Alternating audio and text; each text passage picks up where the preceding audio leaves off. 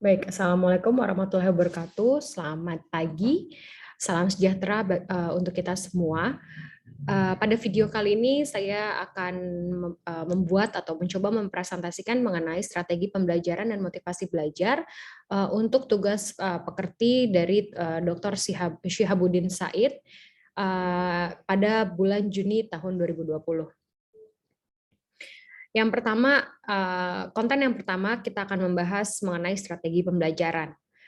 Strategi pembelajaran itu apa sih sebenarnya? Strategi pembelajaran adalah komponen umum dari suatu rangkaian materi dan prosedur pembelajaran yang akan digunakan secara bersama-sama oleh dosen atau pendidik dan mahasiswa atau peserta didik selama proses pembelajaran berlangsung.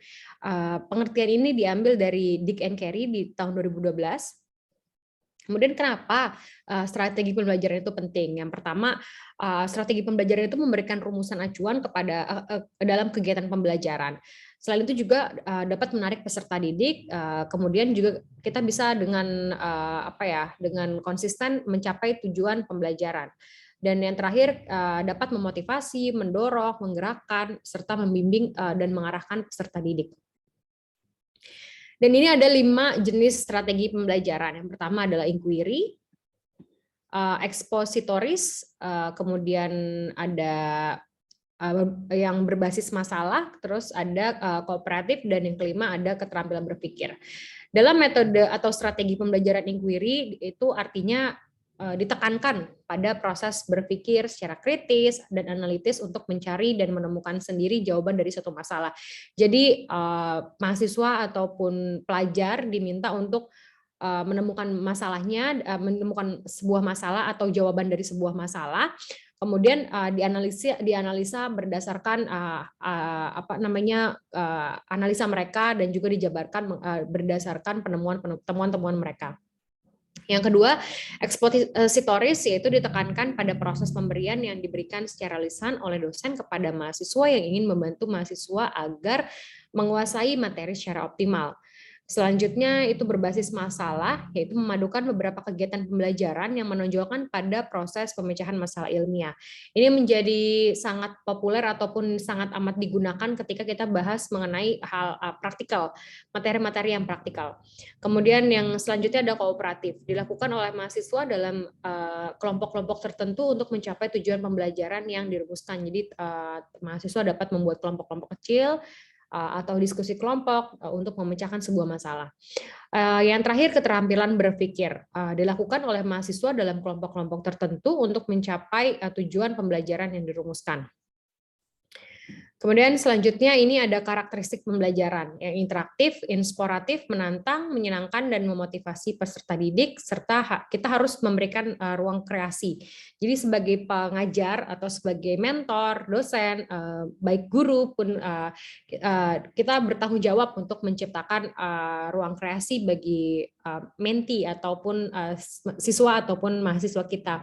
Sehingga mereka tertarik untuk mendengarkan, mereka tertarik untuk bertanya, mereka tertarik juga untuk menggali lebih dalam mengenai materi yang kita paparkan pada hari itu, gitu. Jadi kita bertanggung jawab lah untuk membuat lingkungan yang menyenangkan, terus interaktif, bertanya bagaimana mengenai pendapat mereka, kemudian juga atau mungkin bisa dengan menantang mereka untuk melakukan atau memecahkan sebuah masalah, gitu ya, di dalam kelas. Kemudian juga perlu diberikan motivasi berdasarkan kegiatan-kegiatan ataupun cerita-cerita sukses dari, ya ini bisa dijadikan seperti itu, cerita sukses dari orang-orang terdahulu, gitu kan.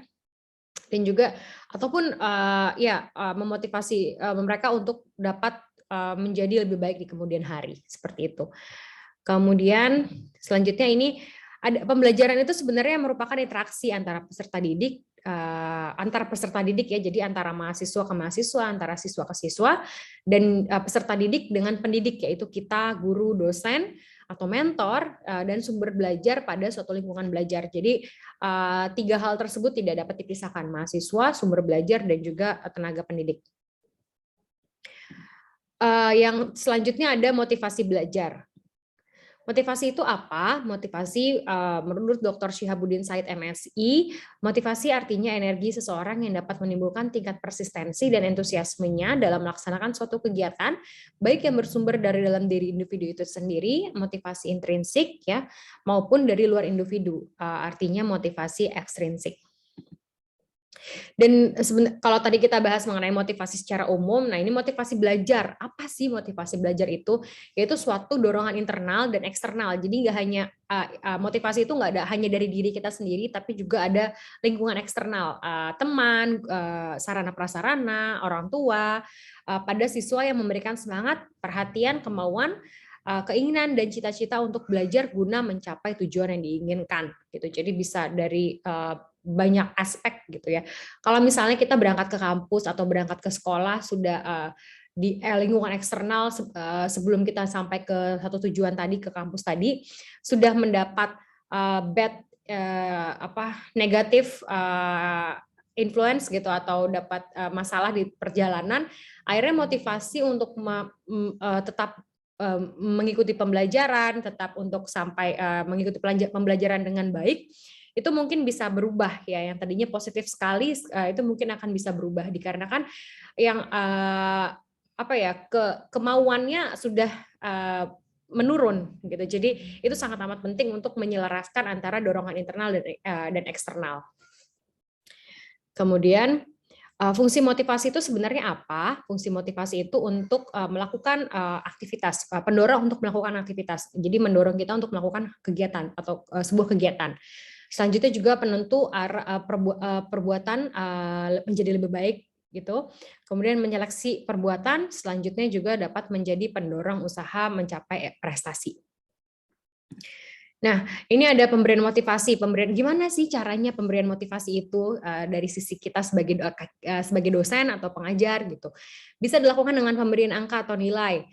Selanjutnya juga bisa dengan pemberian hadiah, misalnya waktu di kelas ada mahasiswa yang ada satu masalah yang perlu dipecahkan. Nah, kita bisa bertanya atau kepada mahasiswa bagi yang bisa memecahkan masalah tersebut akan mendapat reward. Nah, rewardnya dapat berupa macam-macam. Kemudian ada kompetisi dari pelajar ke pelajar gitu. Terus ada ego involvement, ada pertarungan ego di dalam diri pelajar masing-masing. Selanjutnya juga ada pemberian pujian. Jangan lupa untuk memberikan pujian ketika mereka bisa atau para pelajar bisa menyelesaikan sebuah masalah.